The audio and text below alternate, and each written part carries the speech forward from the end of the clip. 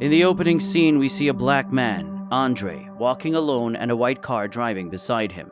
He notices the car has stopped, and the driver suddenly attacks him from behind and drags him to the car. In the next scene, we see the protagonist, Chris, a black photographer, preparing for a weekend getaway to visit his white girlfriend, Rose's family. Before leaving, he wonders if her family knows he is black, since he claims he is the first black man she has dated. Reassuring her family isn't racist. Starting the journey, he calls his best friend, Rod, to thank him for dog sitting over the weekend. Rose speaks to Rod and they flirt, making Chris jealous. He immediately switches off the call, and Rose teases him for being jealous of his friend. That is when a deer jumps at their car. They stagger for a bit, then stop the car.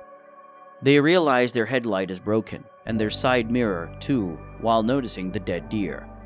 They decide to call the police, but when the officer sees Chris, he asks for his identity card. Rose wonders why, because Chris isn't the one driving.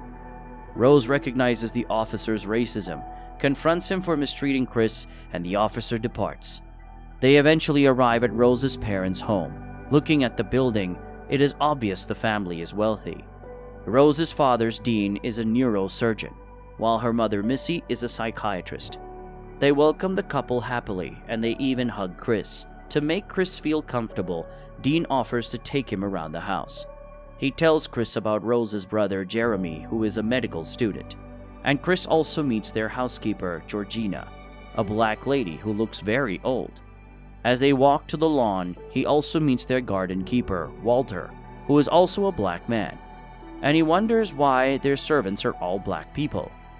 Dean explains he retained the servants who worked for his parents when they were alive, even after their passing, emphasizing that they are not a racist family. Chris seems convinced by his explanation, and they go to sit.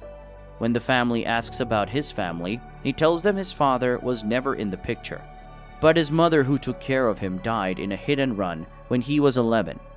Dean notices Chris smokes, and when he brings it up, Chris claims he's trying to quit.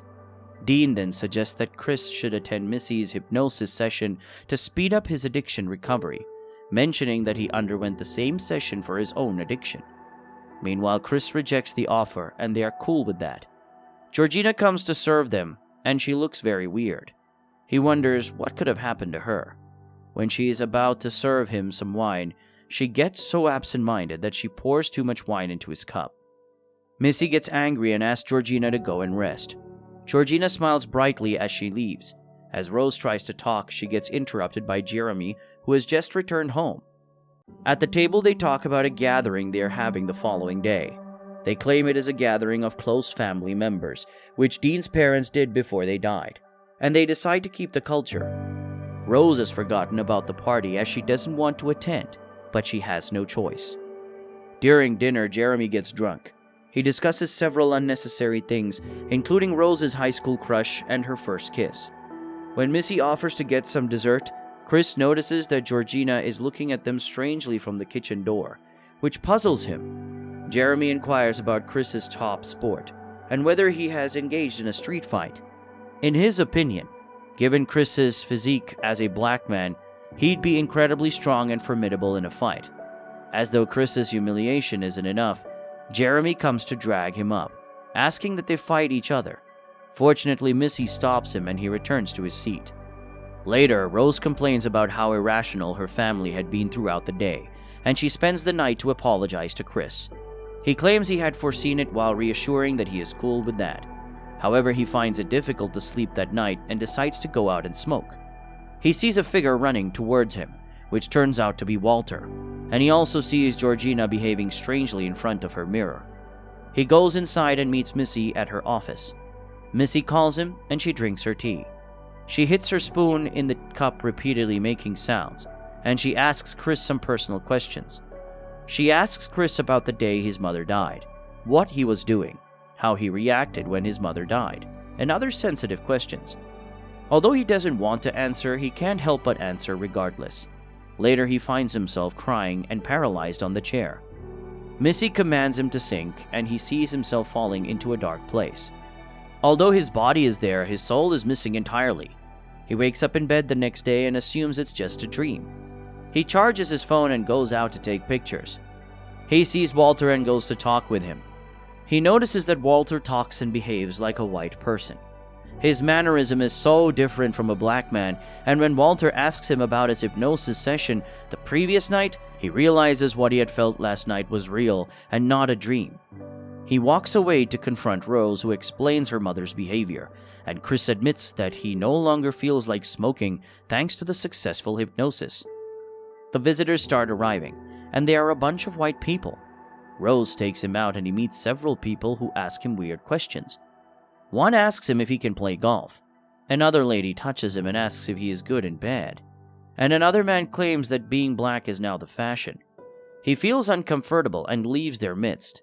While walking, he sees another black man and he's happy. He approaches the man, Logan King, but he behaves like a white man, just like the workers, and he doesn't even know how to make a fist bump before his wife takes him away. Shocked, Chris meets another man, Jim Hudson, who knows Chris as a photographer, and Chris also recognizes him as a renowned artist who has gone blind due to genetics. After chatting with Jim, Chris returns inside and all the visitors go silent. He realizes his phone has been unplugged by Georgina, and when he tells Rose, she claims that's impossible. He confides in Rod, explaining what he has been experiencing, and Rod advises him to leave that place. Georgina also comes to meet him, and when he tries to ask her how they have been treating her, she claims they treat her well and starts crying. He returns outside and decides to take Logan's picture. Unfortunately, his flash is on, and Logan gets a nosebleed. He attacks Chris, asking him to leave. The others take Logan and Missy treats him. Dean claims Logan has epilepsy and the flash triggered him. Logan recovers and goes home with his wife while Chris walks with Rose. Chris complains that he is uncomfortable, and Rose promises that they will leave the next day.